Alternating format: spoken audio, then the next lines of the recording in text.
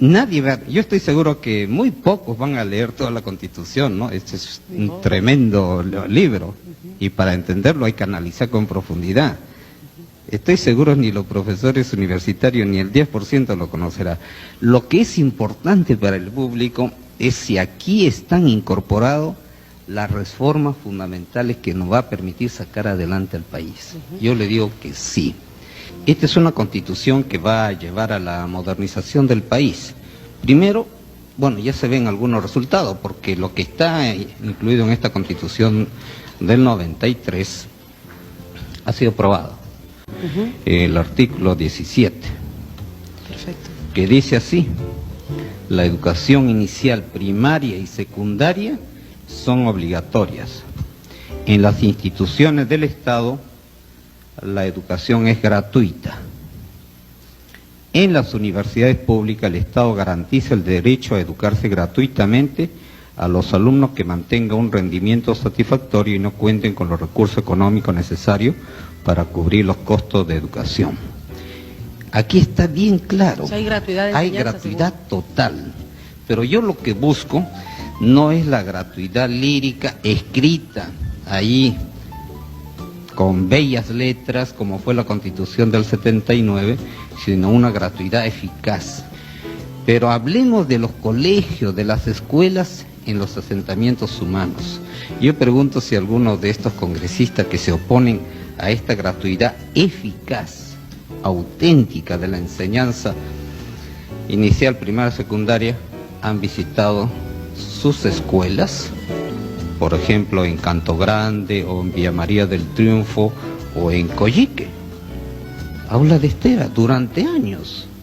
Por eso es esta política agresiva que estamos haciendo de modernizar la educación y mejorarla y efectivamente hacerla gratuita.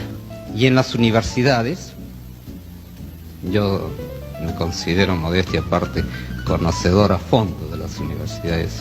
A mí no me van a venir con cuentitos, porque conozco a los dirigentes universitarios y ya tenían en esa época, estoy hablando del año 85, 86, tenían por ejemplo algunos 12 a 15 años en la universidad, disfrutando de comedor, de todos los beneficios, y todavía siguen de dirigentes, o sea, ya estos están con 18, 20 años, y sobre todo quitándole una vacante. Cada dirigente, estudiante vitalicio, le quita una vacante a aquel estudiante recién egresado de secundaria. En realidad, estos estudiantes, que yo le llamo vitalicios, no van a estudiar, no hacen estudio ni investigación con seriedad. Permanecen en la universidad 15 a 20 años, no, ni siquiera haciendo política, haciendo politiquería, e incluso algunos de ellos infiltrándose en las dirigencias para introducir ideologías como la de Sendero. Fíjese los cambios que se han operado en la universidad cuando se ha recuperado el principio de autoridad y obligando a los estudiantes a estudiar. Nos olvidamos que la Universidad de San Marcos, por ejemplo, estaba totalmente pintarrajeado. Viva Abimael Guzmán, viva la guerra popular, no había un solo metro cuadrado limpio. Esa universidad estaba pues plagada, todavía sigue, por dirigentes estudiantiles que tenían 15 a 20 años, sin pagar un solo centavo, sin que la universidad le exija algún rendimiento. Yo pienso que aquí debemos tomar conciencia. No debemos permitir que la universidad caiga en manos de los terroristas. Entonces, ¿se dará gratuidad de enseñanza inicial, primaria, secundaria y universidades? Totalmente en colegios de... Pero en un término de tiempo. Quiere decir, la gente no puede estar 10 años en una universidad cuando la carrera terminaba a los 5. 10 años, bueno, podría ser... ¿Hasta 10? Claro, pues, Mire bueno, eso, yo ya aceptaría, ¿no? Pero más de 10 ya no pues sería aceptable. Es decir, estudiantes con 40 años, 20 años de dirigentes, es para crear el caos en la universidad. Con la Constitución del 79 yo le pongo como ejemplo que teníamos un Estado ineficiente. no es que Sendero, por ejemplo, hablando del terrorismo, Sí. haya avanzado porque Sendero tenía méritos. Sino por No, eso- sino porque el Estado sencillamente era incapaz de hacerle frente. Con su poder judicial que conocimos y con su poder legislativo que no legislaba absolutamente nada contra el terrorismo, y un ejecutivo sin la mayor capacidad para actuar. Entonces, eso nos llevó pues al colapso. Ahora, con este Estado más eficiente, Con esta nueva constitución, señor presidente, también diremos sí a la pena de muerte. la pena de muerte está también contemplada muy claramente. Se aplicaría a casos pues como de Abimael Guzmán, o a casos de condena por excepcionales por traición a la patria. Artículo 140. La pena de muerte solo puede aplicarse por el delito de traición a la patria en caso de guerra y el de terrorismo, conforme a las leyes y a los tratados de los que el Perú es parte obligada. La pregunta es, ¿y si Abimael Guzmán, Olay, Cárdenas Schulte ya están en prisión? ¿Por qué necesitamos este artículo si no se puede aplicar retroactivamente? Lo requerimos porque tenemos que ser previsor. No vaya a ser que en el año 98 o en el año 2005 se aparezca pues un nuevo Abimael.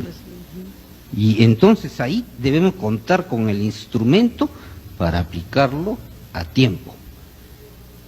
Si esto lo hubiéramos hecho el año 82, cuando estaba Abimael rodeado, se conocía su paradero, y hubiéramos tenido un instrumento de esta naturaleza y un poder ejecutivo decidido a terminar con el terrorismo, no hubiéramos tenido los 26.000 muertos ni la miseria que tendremos ahora. La pena de muerte no es un instrumento de disuasión contra los terroristas. La herramienta para terminar el terrorismo está constituida por toda una estrategia, que es estrategia de manejo de penales, de legislación drástica, de inteligencia. Todo eso constituye una estrategia, pero sí es una medida preventiva. Si hay un nuevo Abimael, ahí sí hay que aplicarle inmediatamente. Y qué pena que a veces nos olvidamos de la terrible época que hemos vivido, un poco en las manos de Sendero, y las muertes, las miles de muertes que sufrieron muchísimas familias en el país. Pienso que en el caso de Sendero esto difícilmente se podría dar, porque está fresca en la memoria. Son 13 años de crímenes atroces y no puede haber pues perdón a este tipo de gente. La masacre de las Dayánicas es una prueba más. Así es realmente terrible, una tragedia. Entonces, cuando yo tomé en mis manos la conducción de esta estrategia terrorista, asumí ciertos principios. Primero, número uno, el presidente de la República tiene la obligación de derrotar a Sendero y al MRTA. Número dos, el país tiene derecho a la paz. Número tres, el Estado tiene que defender los derechos humanos de los 22 millones de peruanos. Si ese Estado de la Constitución del 79 me demostró que era ineficiente, que ese poder ejecutivo, legislativo y judicial no era capaz de luchar contra Abimael Guzmán y sus huestes y Olay y sus criminales, entonces había que dejar de lado esas formalidades y decir, bueno, seguimos administrando este terrorismo, o si no, de una vez lo golpeamos duro y lo eliminamos. Como decimos, usted ha prometido incluso que antes de la culminación de su gobierno se habrá acabado con el terrorismo. ¿Cree que sea posible esto? Mire, yo le digo a su público, Gisela, que tengo suficientes elementos de juicio, que quizás el público y la gente prensa no lo conoce, no lo puede conocer porque solo lo conozco yo, lo conoce el que habla, Sí. como para poder hacer esta afirmación. Yo me comprometí con el pueblo peruano a derrotar a Sendero y el MRTA. Creo los avances son las mejores señales de que esto es posible.